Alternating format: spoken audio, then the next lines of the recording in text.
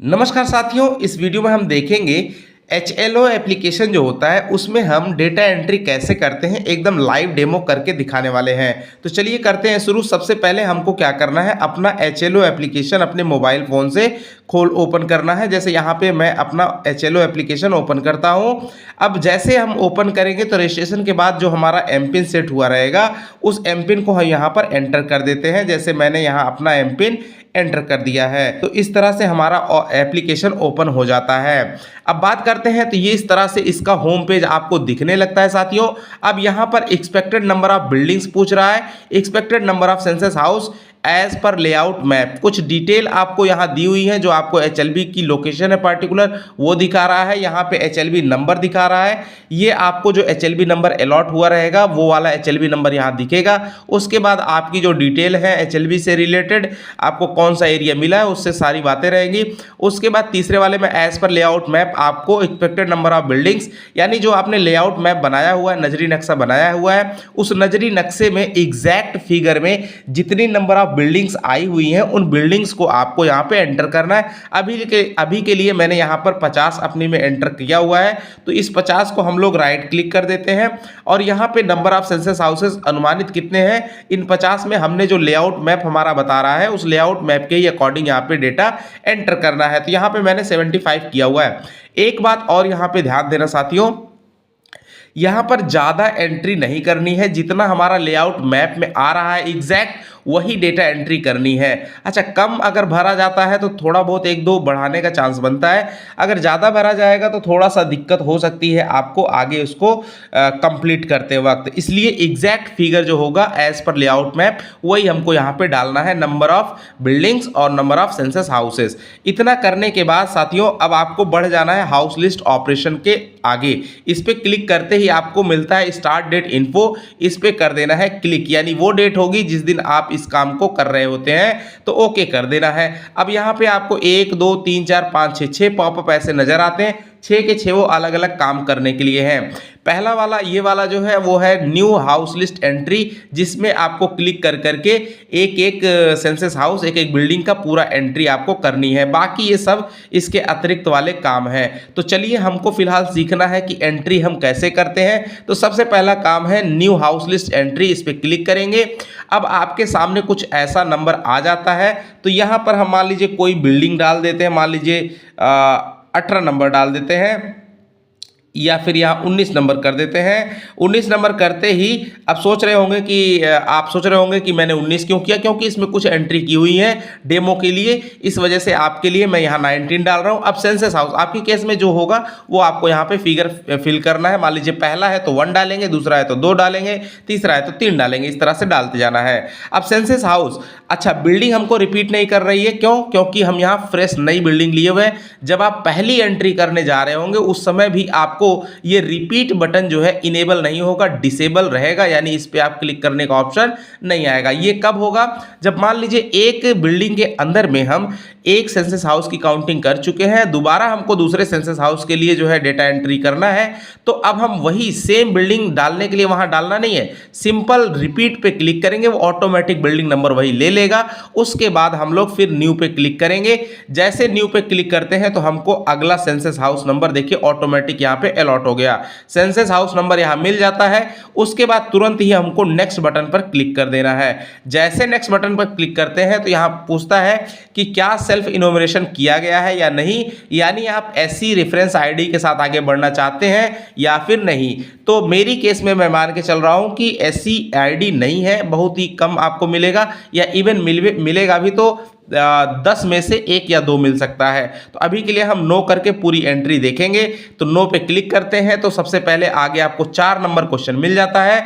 पूछता है predominant material of floor of the census house. तो इसमें आपको 1 से लेकर 7 तक तरह तरह के क्वेश्चन हैं, तरह तरह के ऑप्शन हैं। इन ऑप्शन में से एक आपको क्लिक कर देना है। मान लीजिए अभी के लिए मैं यहाँ पे सीमेंटेड घर है, पक्का बिल्डिंग है, इसलिए ये कर दे रहा हूँ।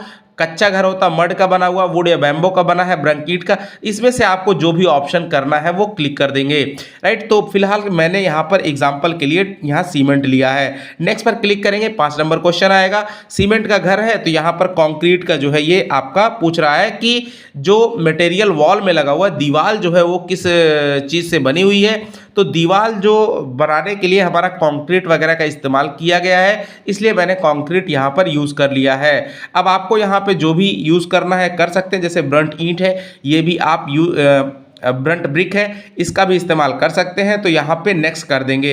उसके बाद 6 नंबर क्वेश्चन आएगा, material of roof of the census house, यानी जो घर की छत है, घर की छत को हम लोग कौन सा मानेंगे, यहाँ रूफ लिखा है। छत को दो टाइप से हम लोग समझते हैं, एक को सीलिंग बोलते हैं जो नीचे वाला हिस्सा होता है, और छत के ऊपर वाले हिस्से को रूफ बोलते थे। यहाँ रूफ बोल रहा है तो ऊपर वाली छत के मटेरियल की बात कर रहा है। तो यहाँ पर जाहिर सी बात है, अगर पक्का घर है तो ज़्यादातर कंक्रीट का ही आपका छत मिलेगा, अदरवाइज दूसरा भी छत मिल सकता है। दीवारें फर्श वगैरह सब कुछ पक्की हैं, ऊपर से एस्बेस्टस की चादरें या फिर स्टील वाली चादर लगी हुई हो सकती है। तो उस केस में आप अपना ऑप्शन सेलेक्ट कर लीजिएगा। चलिए, इतना करने के बाद आपको नेक्स्ट बटन दिखेगा और अगला क्वेश्चन आएगा, certain use of houses, right. इसमें अब तरह तरह के सीन्स आएंगे, यहां पर आप समझते रहिएगा, मैं आपको यहां समझाने की कोशिश करूंगा। पहला ऑप्शन आपको जो है वो रेसिडेंस यानी आवास है। दूसरा वाला ऑप्शन अगर सिलेक्ट करते हैं, इसका मतलब होता है कि आवास सा, देखिए लिखा हुआ है रेसिडेंस कम अदर यूज, यानी आवास सह अन्य उपयोग। इसका मतलब होता है कि जैसे हमारा जो घर है उसके साथ में हम कोई दुकान खोले हैं, कोई अपना ऑफिस खोले हैं, ये जो होगा ऐसा केस में आवास सह अन्य उपयोग में चला जाएगा। इसके अलावा 1 और 2 जब आप क्लिक करते हैं, इन दोनों में से कोई एक, तो आपको 34 क्वेश्चंस के आंसर देने होते हैं। ध्यान देना, जैसे ही आप रेसिडेंस कम अदर यूज करते हैं तो यहाँ पे उसका क्या उपयोग है, मान लीजिए फॉर्च्यून शॉप है, यहाँ पे वो शॉप का आपको यहाँ पे नाम लिख देना है साथियों, राइट। तो अब यहाँ पे मेरी केस में मैं मान लेता हूँ कि मेरा रेसिडेंस है, राइट। अब बात करते हैं इसके अलावा अगर कोई ऑप्शन आप सिलेक्ट करते हैं, जैसे स्कूल, शॉप, ऑफिस, तो यहाँ पे वो स्कूल कैसा है या ऑफिस क्या चीज़ है उसका नाम भी यहाँ पे आपको लिख देना है साथियों। अगर आप यहाँ पे हॉस्पिटल या जो भी सिलेक्ट करते हैं तो यहाँ पे नीचे में ऑप्शन आता है, उसको आपको लिख देना है। ध्यान देना, आपका जो लैंग्वेज इंग्लिश रहेगा तो इंग्लिश में लिखना है, अगर हिंदी लैंग्वेज में आप कर रहे होंगे तो हिंदी भाषा में आपको लिखना पड़ेगा। चलिए, अब बात करते हैं जितने भी कीजिएगा, इसके बाद जैसे ही ध्यान देना है, 1 और 2 को छोड़ करके जितने भी ऑप्शन अगर आपको इसमें से मिलते हैं, अगर आप टिक करते हैं, अगर पूजा का स्थान है तो 8 number, other non residential use है तो आपको इस तरह से आपने कर लेना है। सारे ऑप्शन मिलेंगे साथियों, घबराने की तनिक भी चिंता नहीं करनी है। जैसे ही हम यहाँ पे 1 और 2 के अलावा कोई ऑप्शन 3 से लेकर के 0 तक क्लिक करते हैं और नेक्स्ट करेंगे तो सीधा हमको या तो 34 नंबर क्वेश्चन यानी मोबाइल नंबर पर पहुंचा देगा, या फिर डायरेक्टली कई केसेस में आपको मोबाइल नंबर भी नहीं पूछेगा, जैसे ऑफिस में मोबाइल नंबर नहीं पूछेगा, प्लेस वर्शिप, इन सब चीज़ों में नहीं पूछेगा, वैकेंट नहीं पूछेगा, ज़्यादातर केसेस में नहीं पूछता है, और डायरेक्टली आपको सबमिट प्रीव्यू वाला फॉर्म खुल जाएगा और सबमिट करने का ऑप्शन आ जाएगा। अगर आपको देखना है तो यहाँ दिखा देंगे, लेकिन अभी स्क्रीन मेरी बैक हो जाएगी, तो पहले हम एक सिंपल करके देखते हैं, रेसिडेंस वाला करके देखते हैं। उसके बाद जैसे ही हम यहाँ पे अब रेसिडेंस या फिर पहला या दूसरे में से कोई भी क्लिक करेंगे साथियों, तो आपके लिए एक और ऑप्शन खुल करके आता है यहाँ पे, इज लॉक्ड, क्या वो बंद है।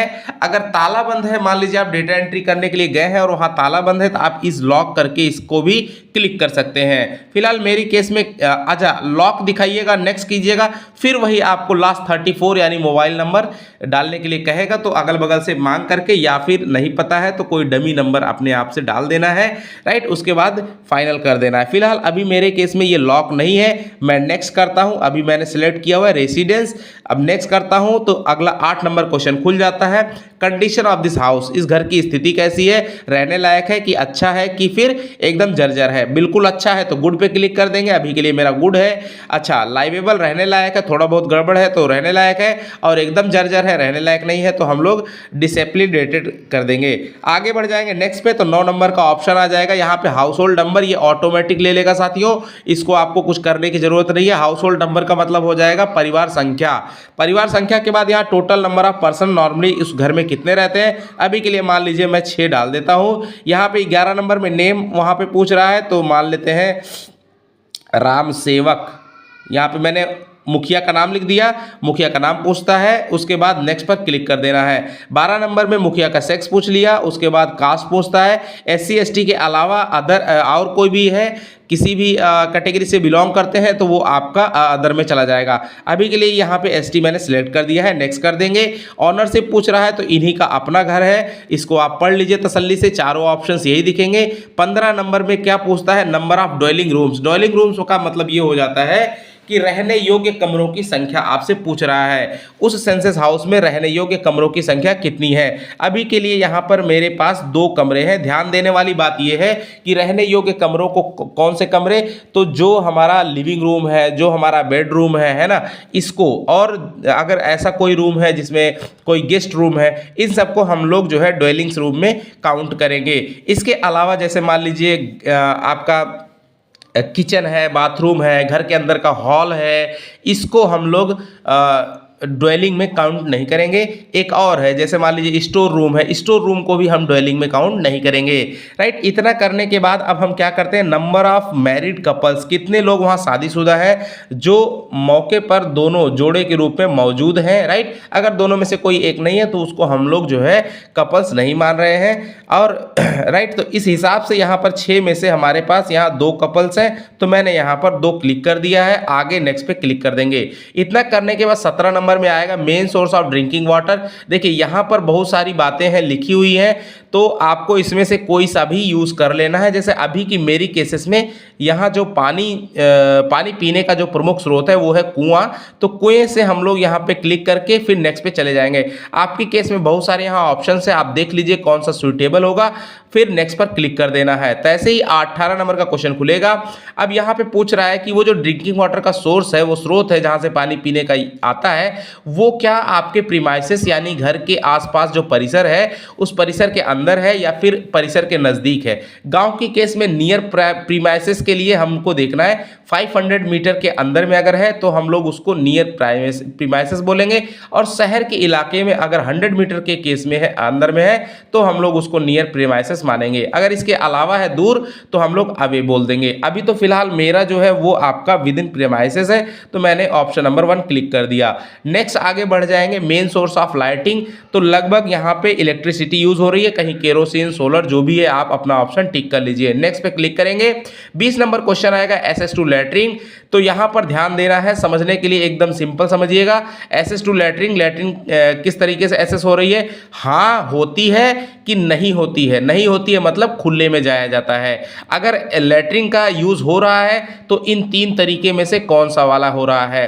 पहला वाला है मतलब आपका अपना लैट्रिन है जो आपके घर में है, इसको यूज कर रहे हैं। दूसरा है share with other house hold, मतलब एक लैट्रिन है जिसको 3-4 हाउस होल्ड आसपास में एक साथ में इस्तेमाल करते हैं। हाउस होल्ड का यहाँ पर मतलब होता है फैमिली, परिवार। और तीसरा है कि आपके पास लैट्रिन नहीं है लेकिन लैट्रिन का यूज कर रहे हैं, वो भी पब्लिक टॉयलेट का, राइट। तो इस तरह से 3 नंबर ऑप्शन सिलेक्ट कर लेंगे मेरे केस। और उसके बाद चौथा है, अगर इनमें से कोई नहीं है तो वो वहाँ ओपन में, अगर खुले में जा रहे हैं तो ओपन आपको सिलेक्ट कर लेना है।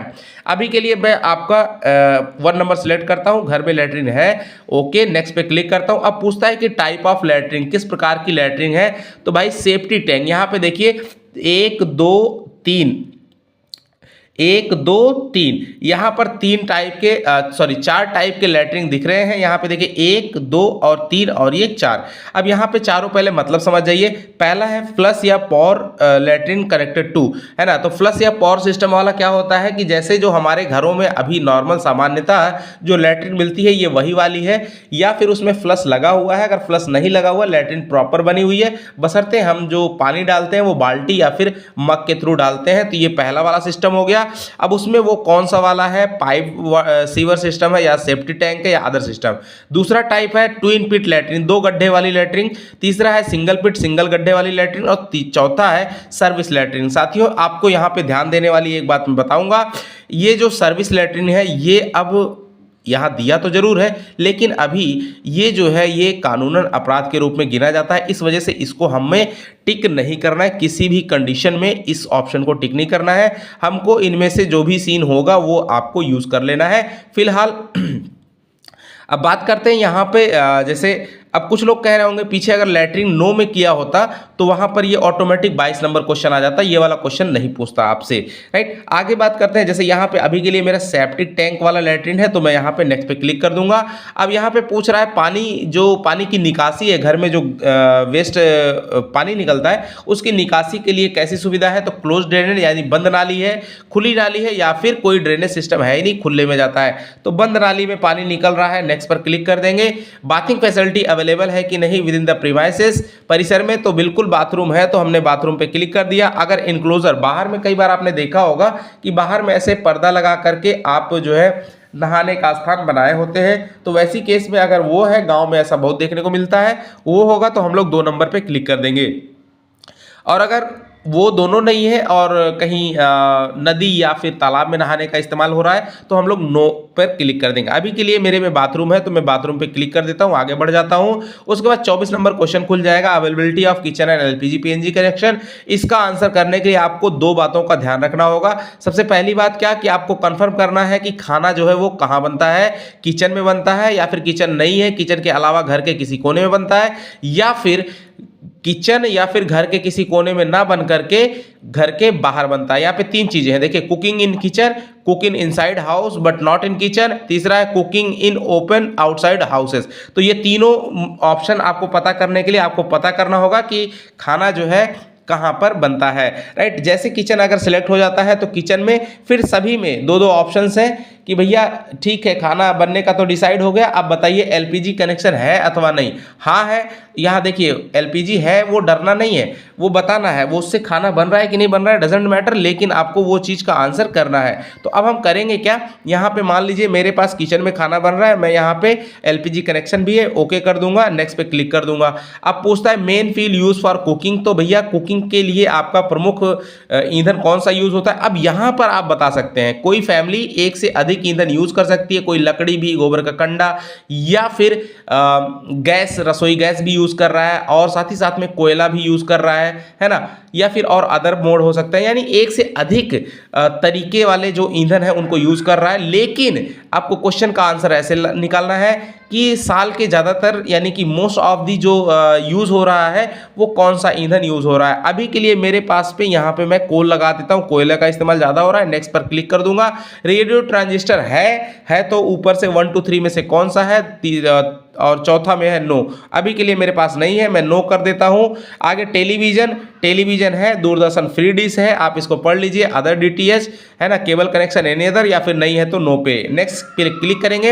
एक्सेस टू इंटरनेट, किस तरह से इंटरनेट का एक्सेस ले रहे हैं, तो लैपटॉप कंप्यूटर के माध्यम से, मोबाइल स्मार्टफोन के माध्यम से, या फिर कोई अदर माध्यम है, जैसे आपने राउटर वगैरह लगाया हुआ है, या फिर आपने जो है जियो फाइबर, एयरटेल फाइबर, ये जो अभी यूज़ हो रहे हैं इनको लगाया हुआ है, तो अदर कर देंगे।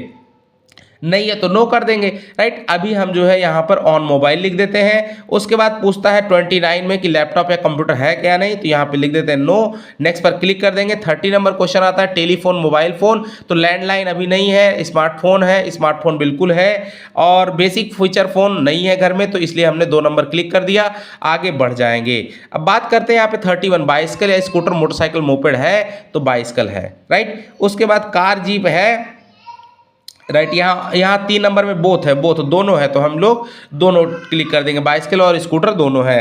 अब बात करते हैं कार या जीप या वैन है कि नहीं है, तो यहाँ पर नो कर देते हैं, नेक्स्ट पर क्लिक कर देंगे। 33 पूछता है, ये एक न्यू क्वेश्चन है कि भाई साल के पूरे साल भर में, वर्ष भर में आपके घर में सबसे अधिक खपत कौन से अनाज की होती है, कौन सा अनाज साल भर में ज़्यादा यूज़ होता है, तो वो बताएंगे। जैसे अभी के लिए मैं राइस यहाँ लगा देता हूँ, और जैसे ही 33 क्वेश्चन, उसके बाद यहाँ पे एक कोई डमी नंबर, वहाँ से फ़ोन नंबर आपको पूछ लेना है, डमी नहीं डालना है। अभी के लिए मैं कोई डमी डाल दे रहा हूँ, यहाँ पे मैं कोई भी यहाँ डमी नंबर डाल देता हूँ। यहाँ पे सिलेक्ट करके, जैसे आप 34 क्वेश्चन पूरे हो गए एंट्री, ऐसे यहाँ पे सबमिट करेंगे।